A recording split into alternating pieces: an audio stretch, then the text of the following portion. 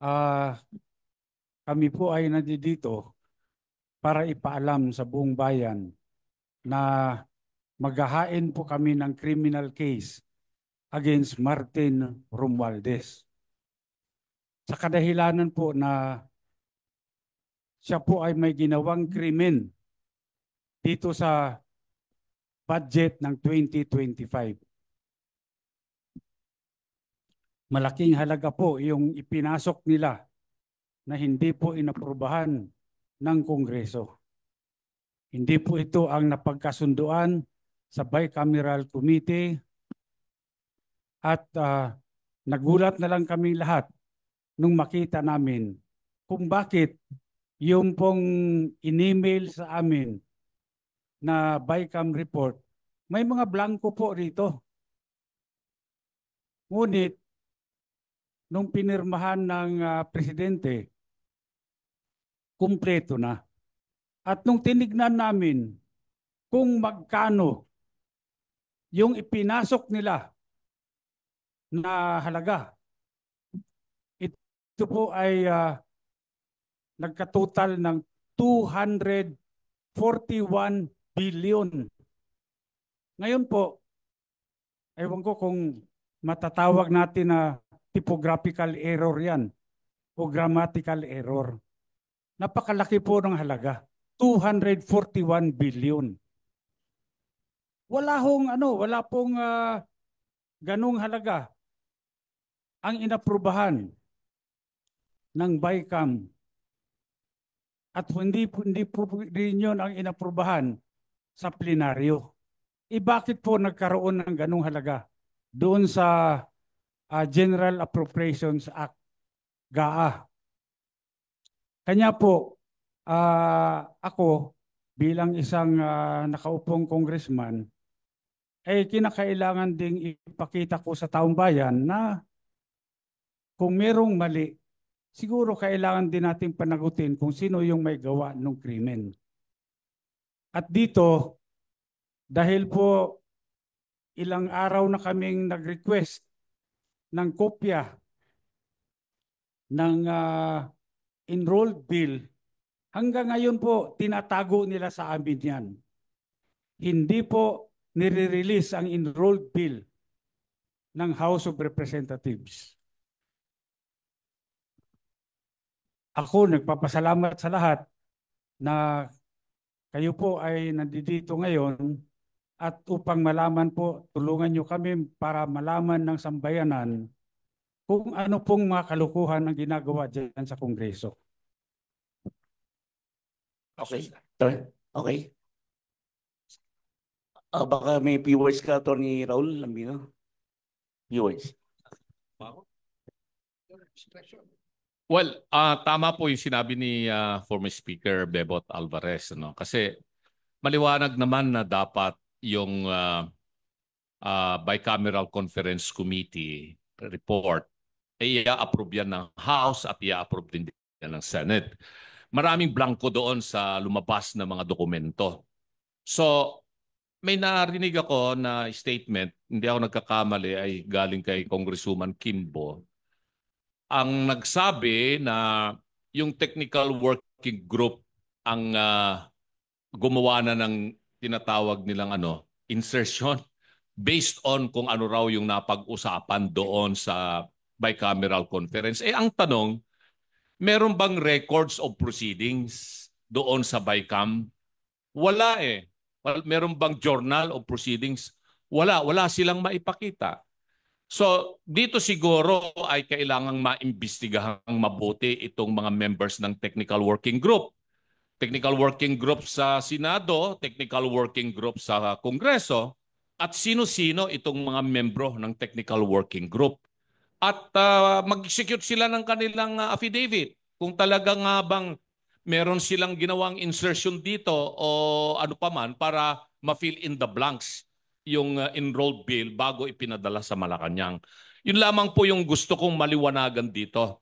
Dahil ay statement nanggaling yan sa balita na napakinggan ko at nabasa ko na statement allegedly ni Congresswoman Kimbo na yung technical working group ay pinunuan itong mga blanco na nandito sa mga dokumentong lumabas na mga BICAM report na may pirma naman yung mga members ng BICAM committee sa House at saka sa Senate.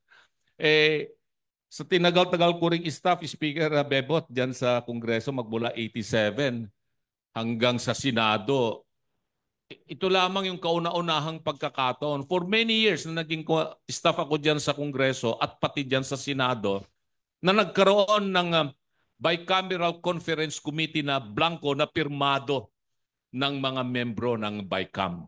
At kung ito rin ay sinabmit nila doon sa plenary session para i-approvean nila, asan nga yung enrolled bill? Sabi nga ni Speaker Bibot, wala pa hanggang ngayon. Sa akin, yun ang aking pinagdududa na bakit nagkaroon ng ganon na mga insertions. Yun lamang po. Attorney Bertie, bago natin umpisa ng Q&A, okay na? Boss, sino na magtatanong? Carlo Mateo ng DCWB.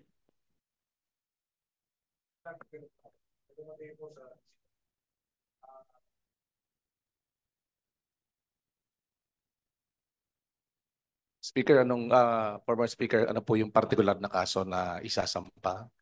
At sino-sino pa ho ang sasampahan ng kaso bukod kay Speaker Martin Romualdez? At kailan po ito isasampa? Sa aking pagkaalam, no, pwede akong i-correct ng aming mga abogado rito kung meron ako makaligtaan na pangalan. Number 1, siyempre si Martin Romualdez. Pangalawa, itong si Saldico. Pangatlo, itong si Majority Leader Manix Dalipe ng Zamboanga. Bakit sila? Dahil po, una, wala pong nangyayari sa House of Representatives na hindi po alam ng Speaker of the House of Representatives. Lahat po yan may basbas ng Speaker. Wala pong gagalaw dyan kapag hindi po sinabi ng Speaker. Kaya nga po dito, sigurado ako, itong si Martin Romualdez ay talagang siya ang may pakana nito lahat.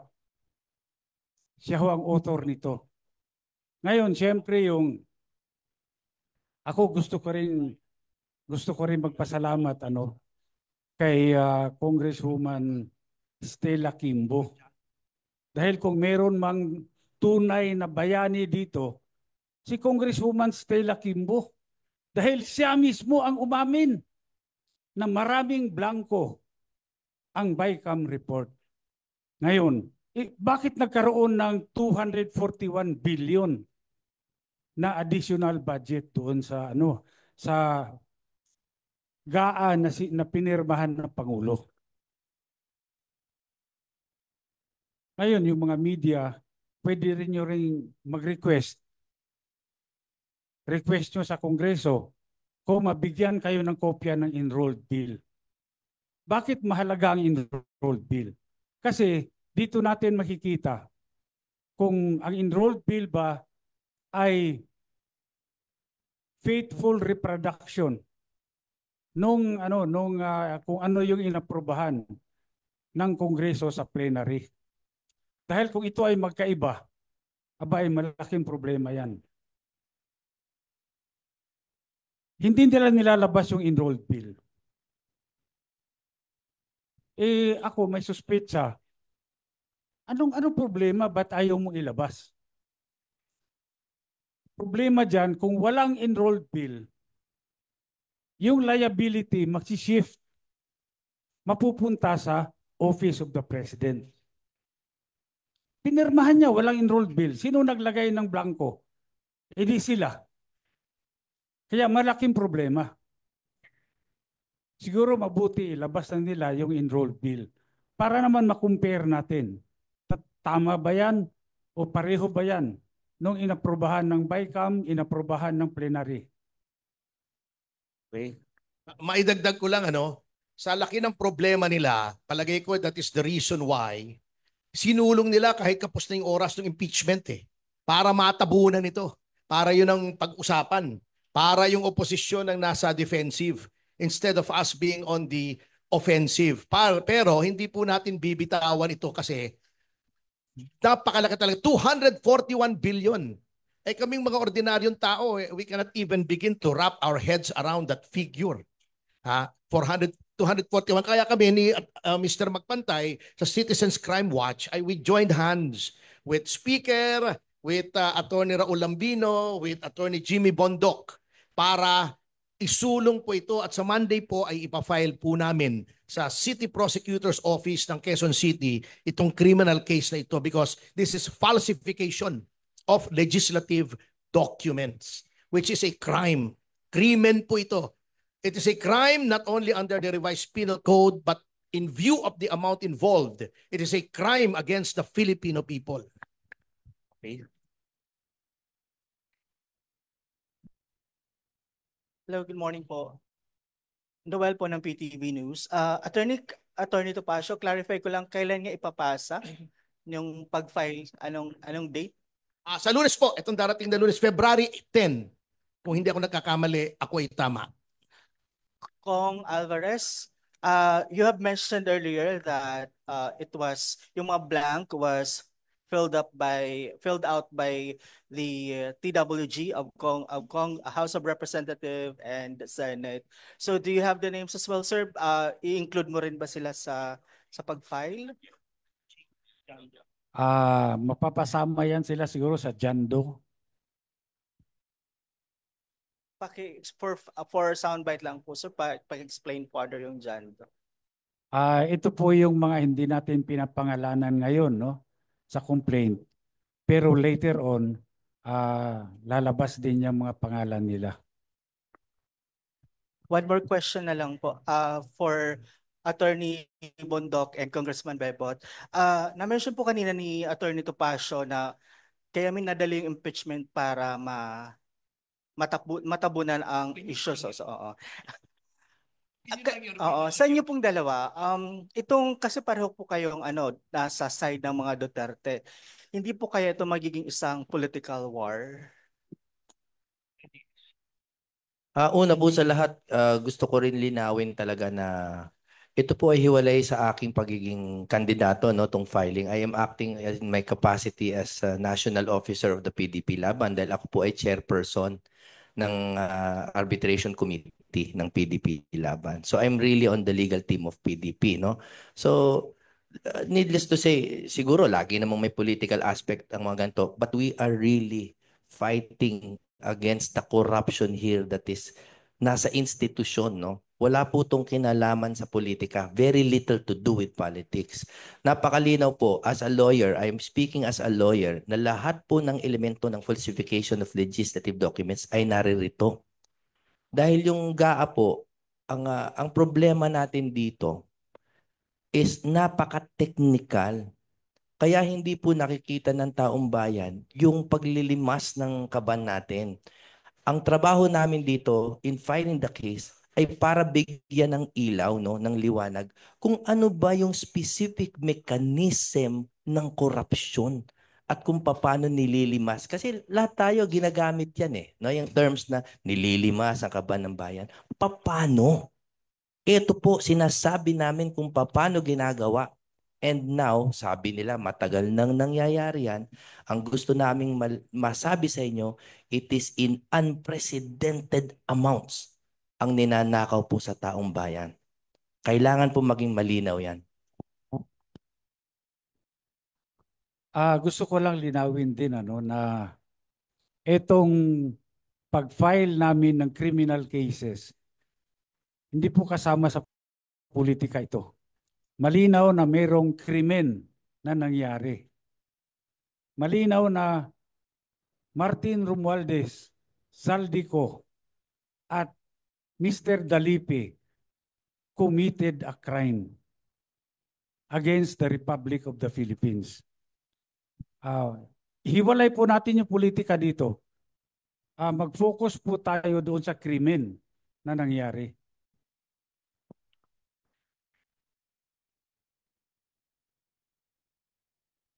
Follow-up na question si Carlo Mateo, DCWB. Sir, kahit sino, si Sir Jeco magbantay po siguro. Pero ba tayong draft na dyan ng complaint para maipakita natin sa mga mamamahayag yung kung ilang pahina rin po yan? Ah, yung pong draft, pinapine-tune pa po eh. So, by Monday na lang po. But gusto ko lang po linawin bakit kasali po dito yung Citizens Crime Watch. Wala po kaming pakialam sa politika.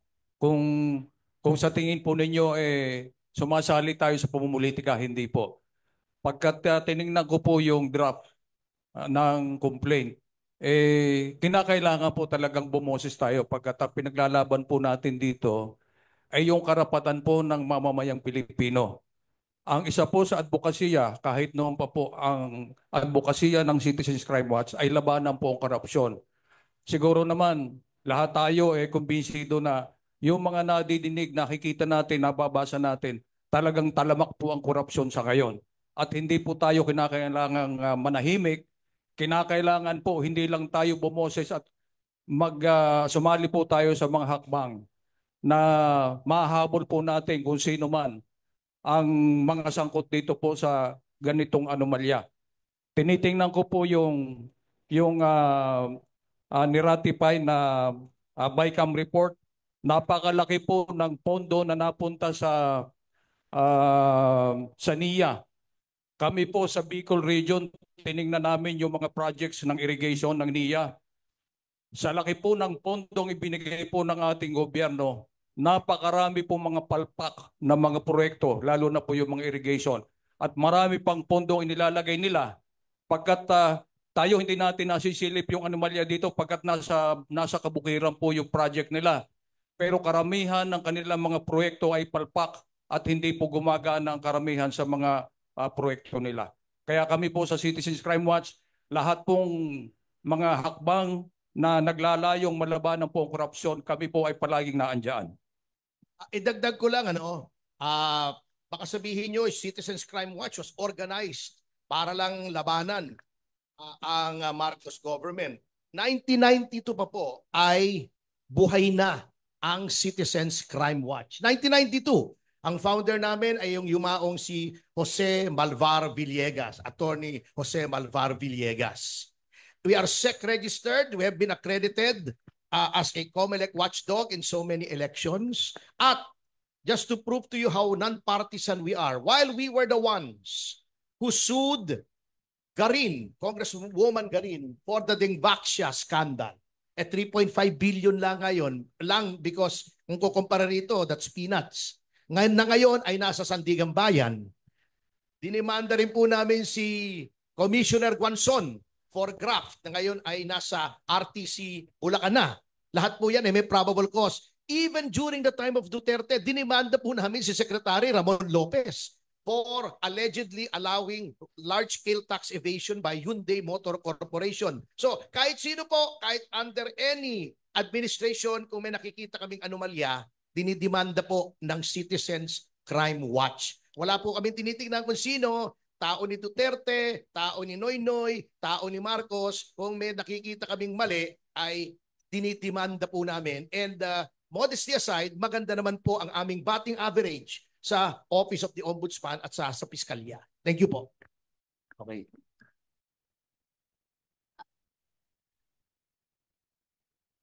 Question po for Mr. Magpantay. Okay. I'm just Ignacio po from Abante Radyo po. Sir, tanong ko lang po, gaano po ka-importante na ang Citizens Crime Watch po ang magsampa ng kaso at bakit hindi na lang po individual?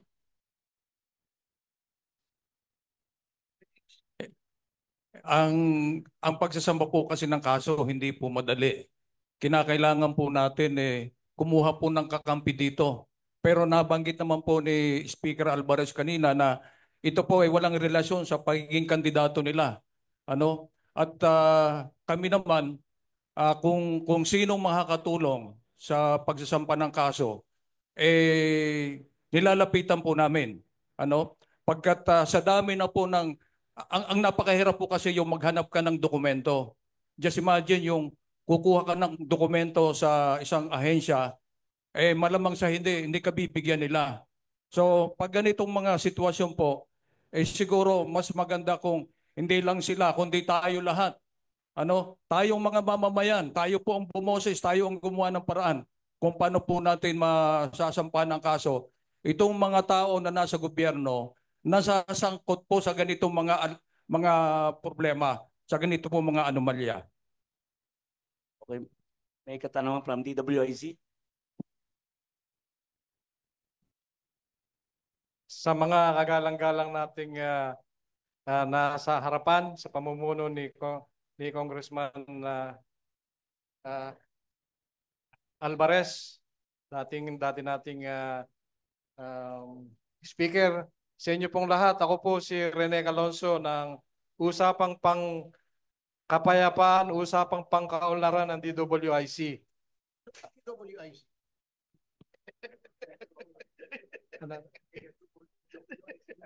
Yes, sir.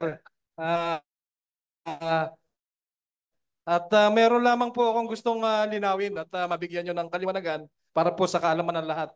Ano po ba ang pagkakaiba nito sa isinusulong na complaint nila Congressman Ungab? Para po magkaintindihan tayong lahat. Salamat po, sir. Yung complaint po na sinusulong nila Congressman Ungab, petition po yun sa Supreme Court to declare the 2025 General Appropriations Act unconstitutional.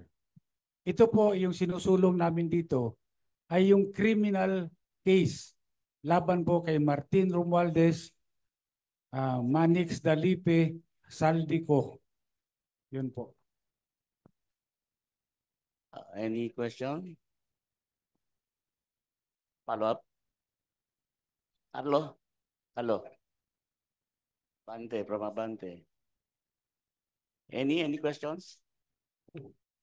Boss. Maaari ko bang linawin ng konti para talagang nakikita ng taong bayan yung difference? Yung sinasabi po ni Speaker Alvarez, dalawa po yan, no? Yung constitutionality, yung kaila kong Ungab. Sina-challenge nila yung mismong GAA na may mga na-violate sa Constitution. No? Hindi siya naaayon sa sinasabi ng Constitution, halimbawa sa edukasyon na dapat highest budgetary priority, etc. Ito pong ipafile natin ay dun sa mga gumawa. Criminal punto na action dahil nag-falsify sila ng dokumento, pinolsify nila yung BICAM report. Kaya po hiwalay siya na issue. Kailangan malinaw po yan sa taong bayan. One more question from me. Para kay Kong Alvarez, kung mayroon po bang mga congressman din na nag-express to support this filing of case? To be honest about it, sa ngayon, wala pa.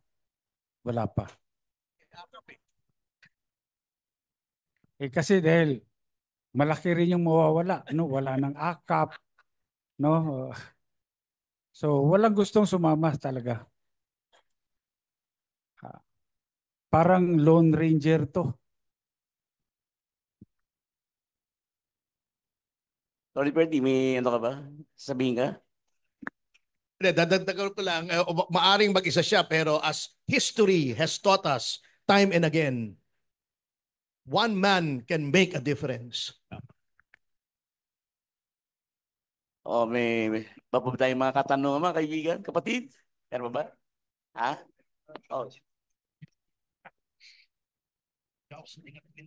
Sa palagay niyo po, mga sir, paano po kayo matutulungan ng sambayanang Pilipino sa labang ito dahil ito ay para sa lahat, hindi para sa kukunting grupo lamang? Well, una-una, i-clarify ko rin lang, dahil si Ferdy at ako, pareho kaming abogado ng Citizens Crime Watch noon pa nung nandiyan pa si Dante, buhay pa si Dante Jimenez. Ito sana si Ferdy yung kandidatong senador ng PDP. At sa totoo lang, dahil sa Davao, ando doon si Speaker Alvarez na siyang pinuno ng reforma. Ninominate ko siya na kandidatong senador for PDP. Pinasumpa ko sa PDP. Pero nabaliktad, sabi niya sa akin, partner, hindi ko maiwanan yung legal profession ko at saka Citizens Crime Watch. Ikaw na lang yung isusubo ko dyan. So nasubo ako dito sa Senado. Tapos tinawagan ako kagabi, tulungan mo naman kami ritong maipaliwanag itong isasampang kaso ng Citizens Crime Watch against yung mga leaders of Congress sa falsification na ginawa nila. So, ito nandito ako ngayon. Maliwanag kasi yung sinabi nga ni Speaker Alvarez kanina na parang heroine si Congresswoman Estela Quimbo kasi umamin siya na talagang ang nag-insert ay mga technical staff ng House or even the Senate.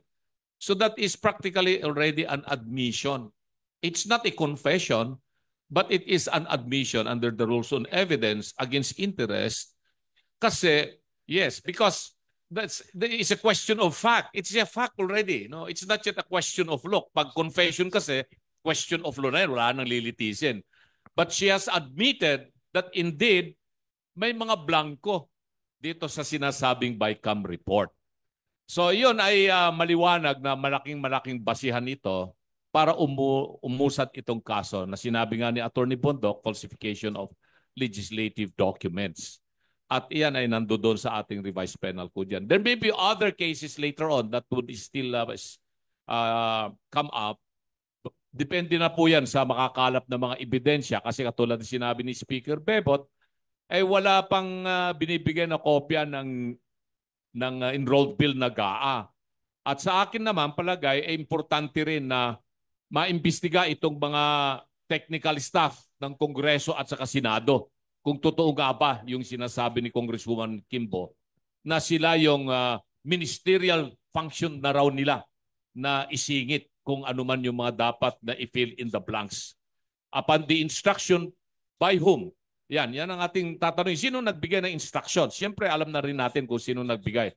Nasabi na ni Speaker Bebot. And these are the personalities that will be included in the complaint that will be filed together with the non-identifiable personalities na pinapangalanan ngayon na John Doe and Jane Doe. So marami pang mga pangalan dito na masasama later on. Thank you.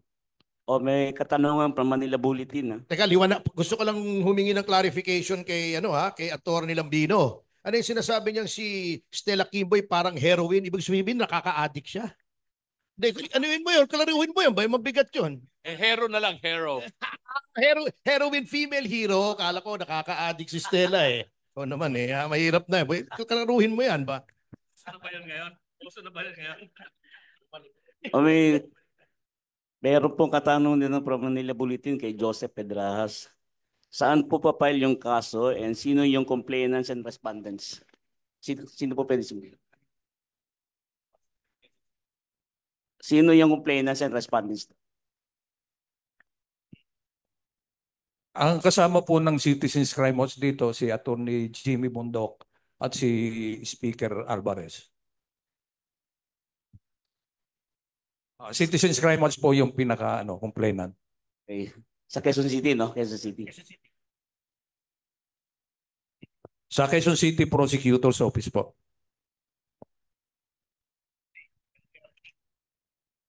Bukas po yan, Monday 10:30 ng umaga. Sir, sa ipagpamanin niyo po at para pong hindi nasagot yung katanungan ko kung paanong makakatulong ang mga mamamayan natin sa ating ipinaglalaban at paano kami makakatulong kung sakali. Kami ba ay maghihintay na lamang ng resulta ng legal matter na ito or ano po ang inyong masasabi? Alam niyo po, napakalaking tulong ng sambayan nandito. Unang-una, yung Citizens Crime Watch po, walang pondo yan. Kami po ay kumikilos sa sarili naming kaparaanan. Ngayon, yung moral support lang po ninyo, yung napakalaking bagay na po yun. Pagkat kayo po ang nagpapalakas ng kalooban namin para gawin po ito. Pagkat ang laban po sa korupsyon, laban po nating lahat ito. Ang pinaglalaban po namin dito, ang sambayan ng Pilipino, na tayo po ay nadadaya. Yung buwis mula sa ating na binabayad natin sa ating gobyerno, ginagastos po dito sa mga proyektong ito.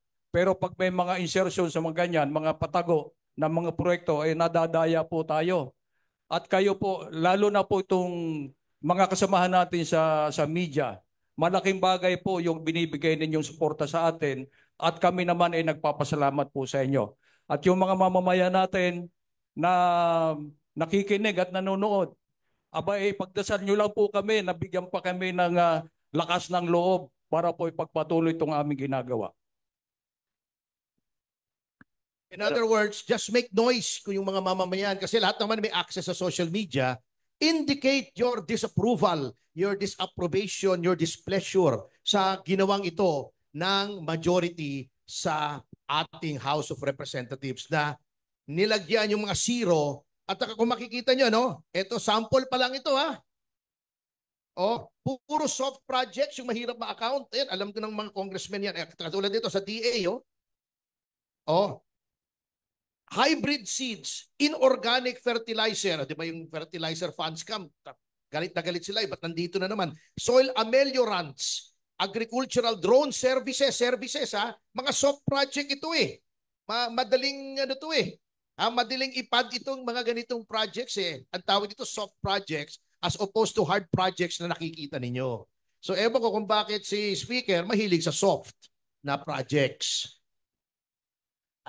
Dagdagan ko lang, Karen eh. Ang request namin sa taong bayan, huwag nyo po sana ibenta ang inyong katwiran. Yun po talaga. Sana maging madiin yan sa inyong mga coverage. Huwag nyo po ibenta ang inyong katwiran. Dahilan po, sa yung falsification, crime ang ginawa nila. Krimen. Ngayon, yung mga taong nakakabenepisyo dito, lumalambot ko minsan ng opinion dahil the crime benefits them. Huwag po kayo maging accomplice sa crime nitong ating sasampahan ng kaso. Yun lang po.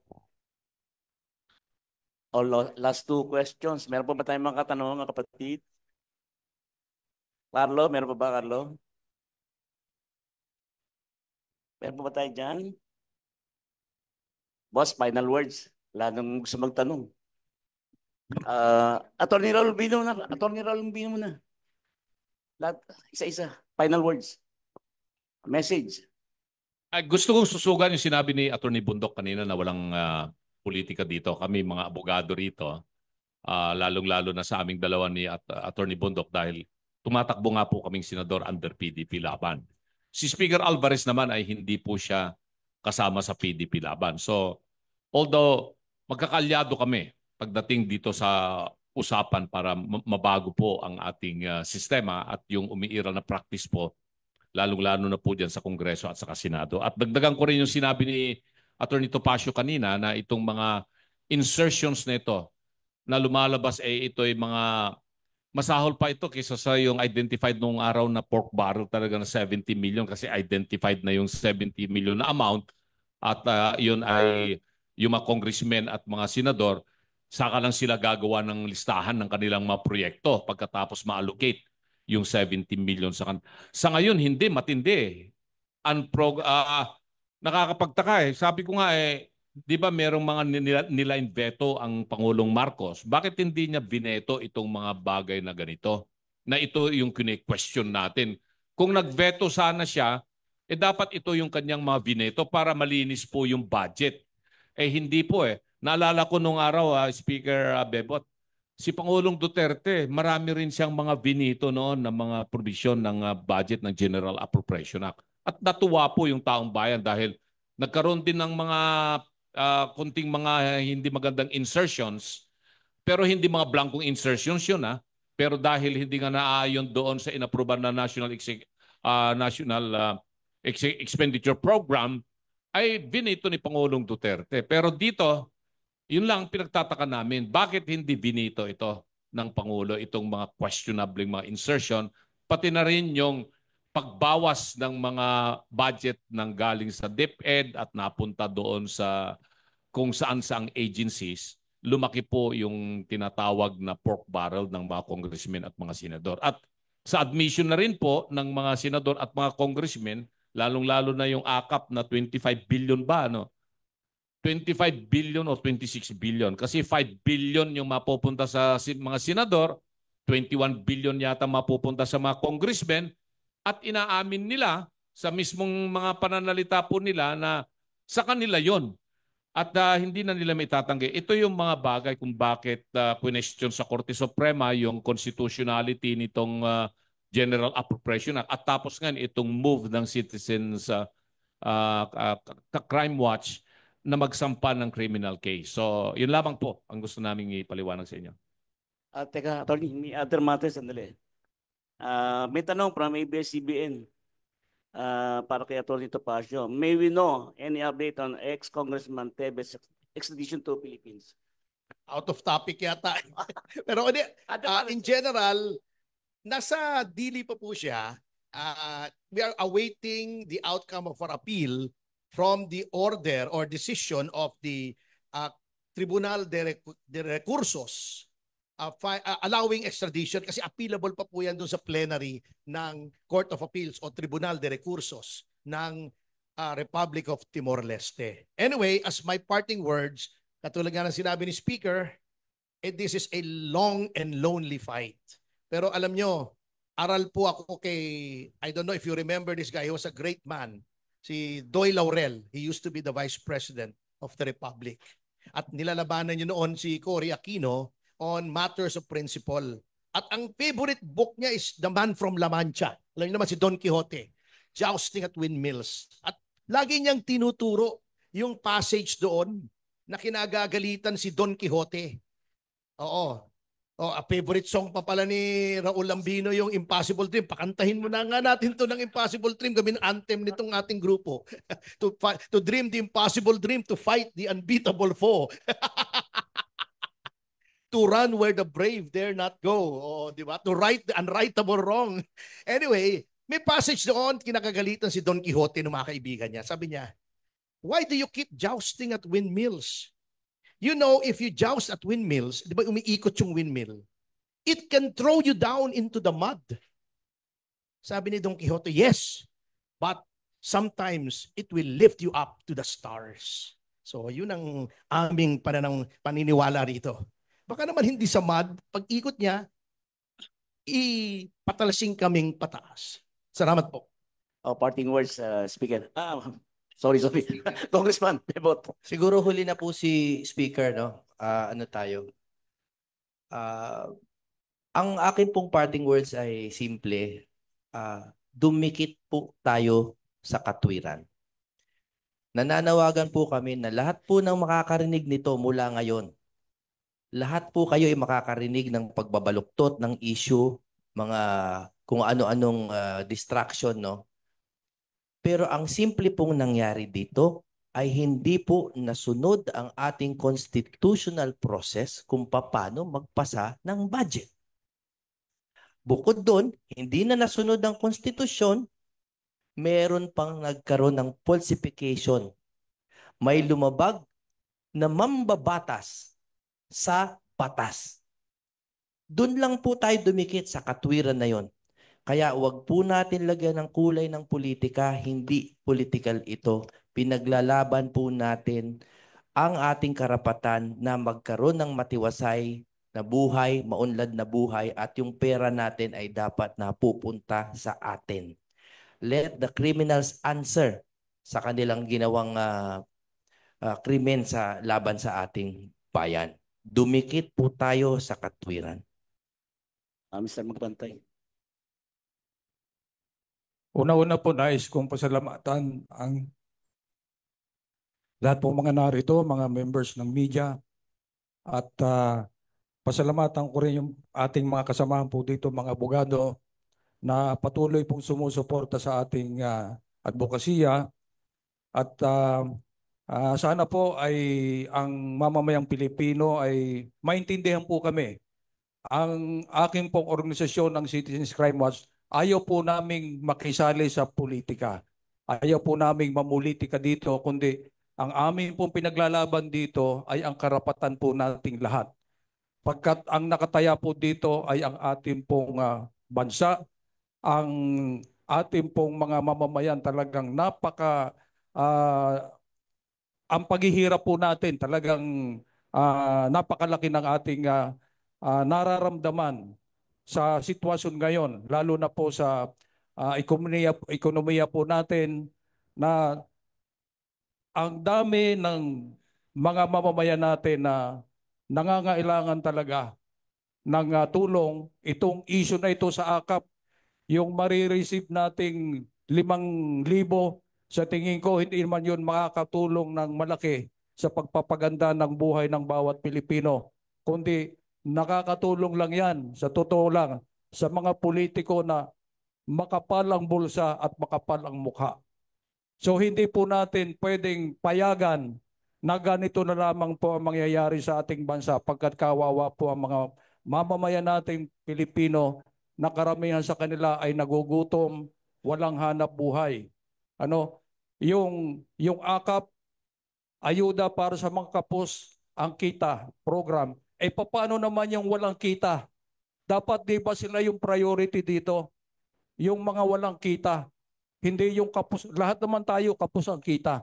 Pero tayo ba'y nabibigyan? Inamin po nila sa Senate hearing na walang panuntunan na sinunod. Wala rin silang listahan. Kami po sa Citizens Crime Watch, humihingi po kami na i-publish ang lahat ng nabigyan ng benepisyo dito po sa AKAP na ito. Pagkat tayo mismong taong bayan ang mag-audit. Kung ikaw ay talagang nakatanggap, tatanungin ka namin. Pero ang problema, hindi po nila kayang i-publish yan. Pero hinihingi po namin sa ating gobyerno, lalo na po sa DSWD. Alam nyo, nakakaawa yung mga taga-DSWD. Kapag nagsisisihan na sila, sila po ang nasisisi. Pero wala naman sila magawa pagkat nakagapos ang kanilang kamay. Pag nagbigay si congressman, si senador ng listahan, itong priority mo, wala sila magagawa. Si mayor ganun din, pagkat sila ay devolved sa local government units. Pag nagbigay ng listahan yan, wala silang magagawa kundi sundin. So sila lagi ang nasisisi. And even sa DPWH, kapag nagkakaroon na ng remalaso, nagkakaroon na ng aberya, ang nasisisi yung mga empleyado, yung mga taga-DPWH, pero yung mga politiko na nangingialam sa pag-implement ng mga proyekto, sila naman pag-issue na, pag-kontrobersya na, medyo tumatagilid na, medyo na yan, nagtatago na. Ang laging nasisisi yung mga taga-DPWH na karamihan dyan, mga karir, pero wala sila magawa. Pagkat kapag sila ay nagreklamo, sila naman siguro isang tawag lang sa sekretary, sabi ni Congressman, palitan mo yan. Sa DSWD ganun din. So nakakaawa po itong mga empleyado natin sa DPWH, empleyado natin sa DSWD, sila po lagi ang nasisisi. Hindi nasisisi yung mga politiko na wala pong inisip na magpakapal ng bulsa. So sana po maintindihan ninyo ang ginagawa po ng Citizens Crime Watch. Ito po ay laban nating mga Pilipino. At kinakailangan bantayan po nating maigi ang pondo ng ating pong bayan. May isang mabot, parting words. Panghuli, gusto ko lang ibalik, naalala ko yung isa sa mga interview kay Pangulong Marcos. Nung tinanong siya ng media, Mr. President, ano hong mangyayari kapag na-invalido ang 2025 budget? Inimbalido ng Supreme Court. Ang sagot niya, baka daw ma-shutdown ang gobyerno. Alam niyo, alam naman niya na hindi talaga dahil may tinatawag na reenacted budget. Sa reenacted budget po, sapat na po na magkaroon ng pondo ang gobyerno para lahat ng ahensya ay patuloy pa rin na magbigay serbisyo sa taong bayan. Ngayon, kung gusto niya na mag-shutdown, pakiusap ko lang, isang branch lang ng gobyerno ang i-shutdown mo, Mr. Marcos. Yung legislative branch of government, yun lang ang i-shutdown mo, yun ang isara mo. Dahil malaki ang gastos ng gobyerno taon-taon, wala namang ginagawang mabuti. Kasama na ako doon. Dahil incumbent congressman ako. Pero sa totoo lang, hindi na natin kailangan pa ng maraming batas. Puro batas na lang, hindi na nga kayang ipatupad ng executive branch of government. Siguro mabuti bumalik muna tayo sa 10 Commandments. Kahit yun lang, hindi mga natin matupad. Hindi natin masunod. 10 Commandments. Oh. Bumalik lang tayo doon. Tama na yung Kongreso. Tama na yung mga batas na yan na hindi naman kayang ipatupad.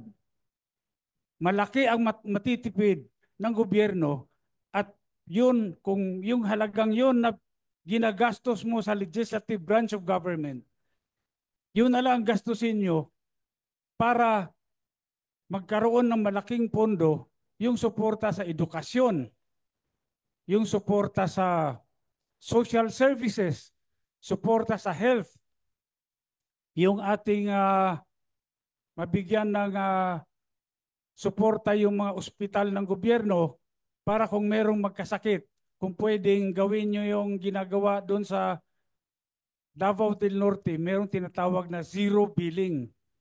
Yung zero billing namin doon, kahit sino magkasakit, paglabas ng ospital, zero ang babayaran, wala kahit piso. Yun po ang pwede kong ipagmalaki doon sa District 1 ng Davao del Norte. Paano nangyari yan? Simple lang. Yung budget ko na tinatawag nilang soft, lahat yan, buong amount, inilalagay ko sa ospital. Download, galing sa DBM, diretso sa Davao Regional Medical Center. At kung merong magkasakit na tao doon sa aking distrito, kahit na sino, lahat ng gagastahin para doon, medisina, doktor, at yung pagtira niya sa ospital, doon na kukunin. Kaya wala siyang babayaran kahit piso. I-focus na lang natin. Maliit lang yung pera ng gobyerno, pero kung gamitin sa tama, malaki ang maitutulong sa taong bayan. So Mr. President, kung gusto nyong mag-shutdown, pakiusap ko, yung legislative branch of government, yun lang i-shutdown nyo. Okay? Wala nang follow pa. Tapos na tayo. Opo, top. Boss, top. Kapit busy lang daw. Kapit busy. Kasi wala pa. Sa ano rin namin igaganon yung kapit namin sa lapa eh. Sa Lunes na lang po. Yan, kapit busy na lang yan.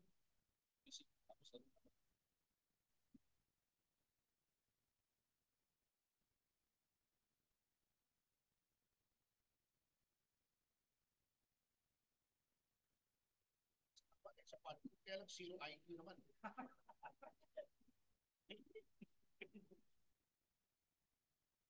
Anong klaseng zero yun?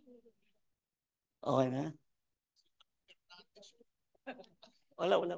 Monday na. Sige, sure. Iko na.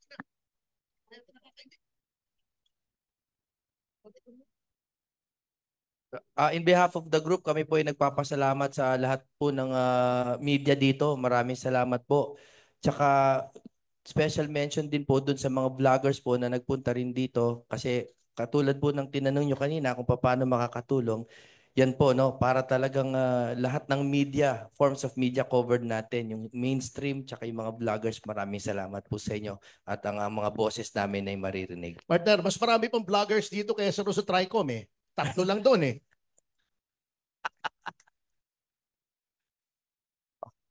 Tapos na ang ating press con, ha? Okay, thank you guys. Maraming Thank you. salamat po. Maraming Kain salamat. na, boss. Maraming salamat.